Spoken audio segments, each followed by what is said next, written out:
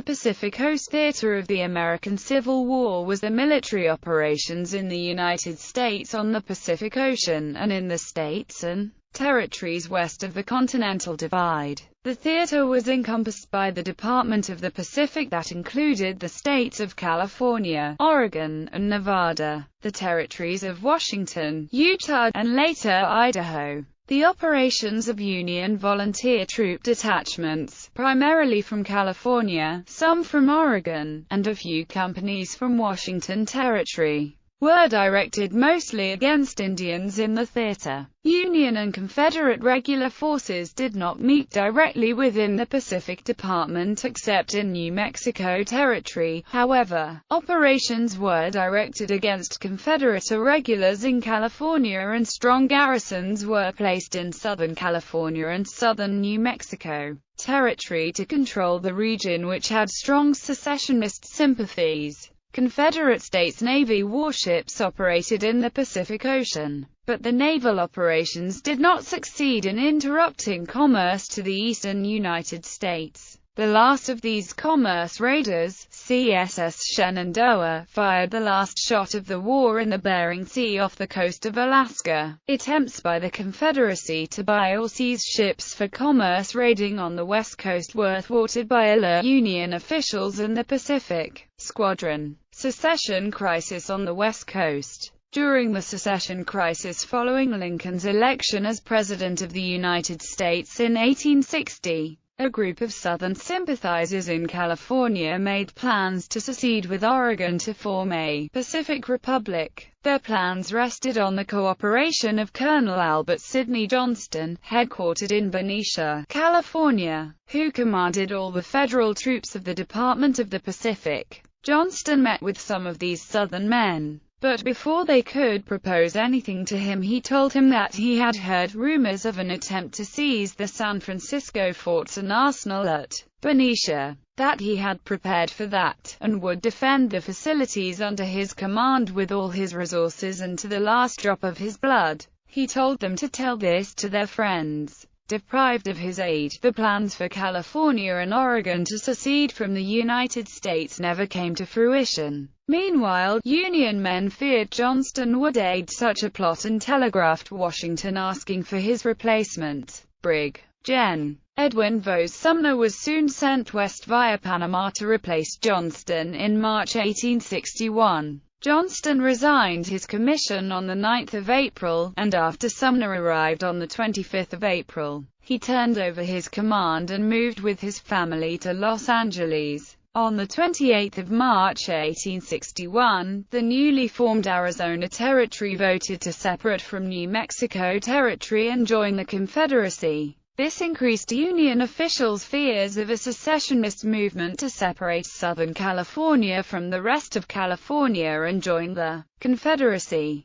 This fear was based on the demonstrated Southern Californian desire for separation from the rest of California in the overwhelming vote for the 1859 PICO Act, the strength of secessionists in the area, and their declared intentions and activities, especially in forming militia companies. Operations against secessionists and the Confederacy. Outbreak of the Civil War. Securing Southern California. At the outbreak of the Civil War, the secession of Southern California seemed possible. The populace was largely in favor of separation from California. Militias with secessionist sympathies had been formed, and bear flags. The banner of the Bear Flag Revolt had been flown for several months by secessionists in Los Angeles and San Bernardino counties. After word of the Battle of Fort Sumter reached California, there were public demonstrations by secessionists. Only San Diego had a small Union garrison. However, when 3 companies of federal cavalry were moved from Fort Mojave and Fort Tejon into Camp Fitzgerald in Los Angeles in May-June 1861, secession quickly became impossible. Suspected by local Union authorities, General Johnston evaded arrest and joined the secessionist militia company, the Los Angeles Mounted Rifles, as a private, leaving Warner's Ranch on the 27th of May in their journey across the southwestern deserts to Texas. crossing the Colorado River into the Confederate territory of Arizona. On the 4th of July, A.J. King, Under-Sheriff of Los Angeles County, and other influential men in El Monte, California, that had formed another secessionist militia on the 23rd of March, the Monte Mounted Rifles, were thwarted in their plans to assist Johnston when Under-Sheriff King ran afoul of federal authorities and when Army officers at San Pedro held up a shipment of arms from John G. Downey, the governor of California, preventing the activation of the rifles. Charged with all the supervision of Los Angeles, San Bernardino, San Diego, and Santa Barbara counties. On the 16th of August, Major William Scott Ketchum steamed from San Francisco to San Pedro and made a rapid march to encamp near San Bernardino on the 26th of August, and with Companies D and G of the 4th Infantry Regiment later reinforced at the beginning of September by a detachment of 91st U.S. Dragoons and a howitzer. Except for frequent sniping at his camp, Ketchum's garrison stifled any secessionist uprising from Belleville, California, and a show of force by the Dragoons in the streets of San Bernardino at the end of Election Day quelled a secessionist political demonstration during the September gubernatorial elections in San Bernardino County. Union commanders would rely on the San Bernardino Mounted Rifles and Captain Clarence E. Bennett for intelligence and help in holding the pro-Southern San Bernardino County for the Union in late 1861 as federal troops were being withdrawn and replaced by California volunteers. On the 25th of September, the District of Southern California was established, with its first headquarters at Camp Latham, west of Los Angeles. This was later moved to Drum Barracks.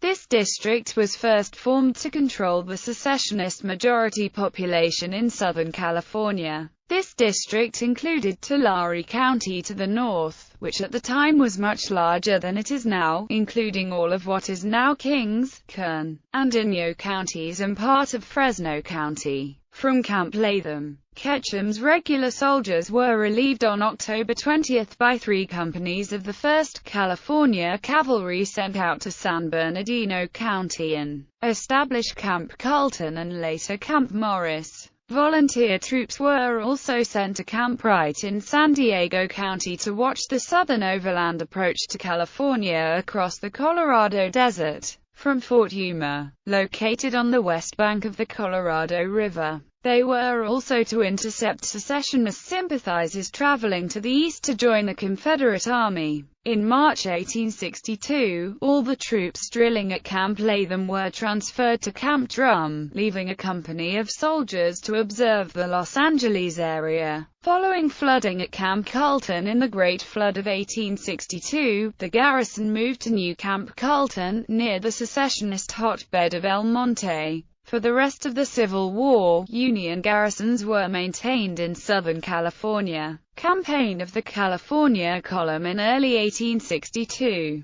The district headquarters was used as the base for the campaign of the California Column into Confederate Arizona. California sent some of their volunteer regiments east to clear the Confederate garrisons from southern New Mexico Territory and West Texas around El Paso. Subsequently, California units remained there as garrisons fighting the Navajo, the Comanche, and the Apache until after the Civil War, when they were relieved by federal troops in 1866. In March 1865, Arizona Territory, under the military-controlled District of Arizona, was transferred from the Department of New Mexico to the Department of the Pacific and in July 1865 to the Department of California Pacific Squadron operations because of the blockade of the Confederacy. The Union Navy could not spare many ships to guard the ports and shipping of the Pacific coast, and the Pacific Squadron remained small. One ship was always on station at Panama City to protect that Pacific terminal of the gold shipments carried by the vessels of the Pacific Mail. The remaining ships patrolled the coast between Panama and British Columbia as needed. Mare Island Naval Shipyard in San Francisco Bay was the squadron's permanent base. Pacific coastal defenses to protect the ports, especially San Francisco Bay, the shipping point of gold and silver from the Pacific coast, from possible attacks by Confederate commerce raiders or the fleets of the British or French empires. Forts were built or improved. Coastal fortifications at Fort Point and Camp Sumner were built at the edge of the Presidio, as well as at Fort Baker on the Mare headlands. One Civil War-era fort, post of Alcatraz Island or Fort Alcatraz, on a rocky island just inside the Golden Gate, served as a prison for secessionists and later became the infamous federal penitentiary, Alcatraz. San Francisco Bay was also protected by the Benicia Arsenal, Fort Mason at San Francisco's Point San Jose, and Camp Reynolds on Angel Island. At the mouth of the Columbia River, two forts were established. In 1862, a camp called Post at Cape Disappointment was established in Washington Territory. Fortifications were built and artillery installed to cover the mouth of the river. In 1863, Fort at Point Adams was established in Oregon on the south bank at the mouth of the Columbia River to do the same function as Fort Cape Disappointment. In 1864, Santa Catalina Island was seized by federal forces, a post established and garrisoned, and the population removed to prevent it being used as a base for privateers. For a time, federal authorities considered making it a reservation location for Indians captured in the Bald Hills War, but this never came to pass. Naval incidents following the failure of the New Mexico campaign and to the end of the Civil War. Some attempts were made by the Confederate Navy to seize gold and silver for the Confederacy or to raid the commerce of the Union in the Pacific Ocean. J.M. Chapman Plot in 1863, Asbury Harpending, after traveling secretly to Richmond to obtain a letter of marque, joined with other California members of the Knights of the Golden Circle in San Francisco to outfit the schooner J.M. Chapman as a Confederate privateer in San Francisco Bay. Their object was to raid ships on the Pacific coast carrying gold and silver shipments to capture the gold and silver to support the Confederacy. Their attempt was detected and they were seized on the 15th of March, during the night of their intended departure by Cyan revenue officers